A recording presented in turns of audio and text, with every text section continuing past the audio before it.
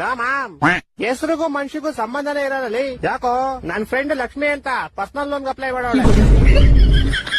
ಹ್ಞೂ ಮಾಮ್, ನಮ್ ಫ್ರೆಂಡ್ ಆಕಾಶ್ ಅಂತ ಬೇಸ್ಮೆಂಟ್ ಅಲ್ಲಿ ಇರ್ತಾನೆ. ನಮ್ ಫ್ರೆಂಡ್ ಆರ್ತಿ ಅಂತ ಅವಳೆ ಪೂಜೆನೆ ಮಾಡಲ್ಲ. ನನ್ ಫ್ರೆಂಡ್ ಪರಿಮಳ ಅಂತ ಅವಳೆ ಊಸ್ ಬಿಟ್ಬಿಟ್ಟು ಕ್ಲಾಸ್ ಎಲ್ಲ ಗಬ್ಬೆ ಬಿಸ್ಬಿಡ್ತಾಳೆ. ನಮ್ ಫ್ರೆಂಡ್ ಅಮ್ಮಾರ ಅಂತ ಅವನೇ ಒಂದಲ್ಲ ಒಂದ್ ದಿವಸ ಅವನು ಸಾಯ್ತಾನೆ.